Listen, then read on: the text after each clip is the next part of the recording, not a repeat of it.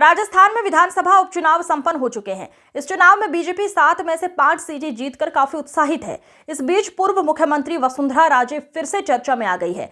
चर्चा एक वजह है जहां उनका एक्स अकाउंट पर किया गया ट्वीट है, वहीं दूसरा कारण उनका 113 दिन बाद राजस्थान बीजेपी मुख्यालय पहुंचना है।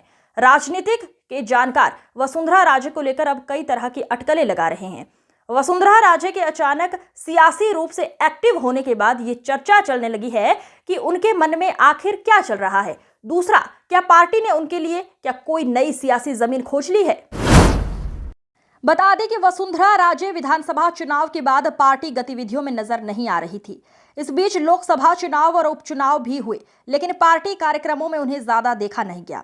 जानकार लोग भजनलाल शर्मा को मुख्यमंत्री बनाए जाने के बाद पार्टी से उनकी दूरी को जोड़कर देख रहे हैं। बीते दिनों उनकी सोशल मीडिया पोस्ट और बीजेपी मुख्यालय में केवल 15 मिनट के लिए आना और तुरंत चले जाना कई तरह की सियासी अटकलों को जन्म दे रहा है। झालावाड़ की एक सभा में भी उन्होंने तेवर दिखाते हुए बड़ा संदेश देने की कोशिश की। इसके बाद सियासत में चर्चा शुरू हो गई कि अचानक काफी समय से शांत बैठी महारानी कैसे सक्रिय हो गई। क्या वसुंधरा राजे उपचुनाव संपन्न होने के बाद कोई बड़ा करने की सोच रही हैं या फिर कुछ और जो लोगों की नजरों से दूर है? उपचुनाव के दिन राजे की एक फोटो ने सोशल मीडिया पोस्ट ने बीजेपी में हलचल मचा दी है। इस फोटो में लग रहा है जैसे राजे अपने विरोधियों को चुनौती दे रही हैं। इस फोटो को लेकर सियासत में जमकर चर्चा और अटकलें हैं। इस फोटो के साथ उन्होंने एक्स अकाउंट पर एक शायरी भी लिखी। इसमें कहा कि बादल कुछ देर तो सूरज को अदृश्य कर सकते हैं, पर सूर्य की दमक को रोकने का सामर्थ्य उनमें नहीं। इस शायरी के जरिए राजे ने कई निशाने साधे हैं। राजनीतिक जानकार भी इस शायरी के मायने समझने की कोशिश कर रहे हैं। इधर राजे की शायरी और बीजेपी मुख्यालय में महज 15 मिनट ही ठहरने की घटना से सियासी में जमकर हलचल है। सियासी कयास है कि राजे के अगले कदम को लेकर उनके मन में जरूर कुछ बड़ा चल रहा है।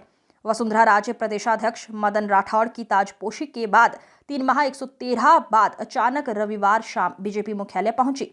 राजे बीजेपी मुख्यालय भी आई और जीते हुए उम्मीदवारों को बधाई भी दी, लेकिन ये सब महज 15 मिनट में निपटाकर अपनी फ्लाइट होने की बात कहकर निकल गई। अचानक हुई सियासी हलचल ने मीडिया से लेकर सोशल मीडिया तक चर्चा बना रखी है। बड़ी बात यह भी रही, इस दौरान सीएम भजनलाल, प्रदेश अध्यक्ष मदन राठौड़ एवं बीजेपी प्रभारी राधा मोहन भी मौजूद नहीं थे।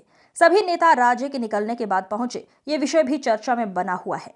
वसुंधरा राजे को लेकर कयासों का बाजार गर्म है। आगे प्रदेश की राजनीति में क्या हलचल होने वाली है, ये तो आने वाला वक्त बताएगा। इस अंक में फिलहाल इतना ही। अगले अंक में फिर होगी मुलाकात। तब तक के लिए नमस्कार।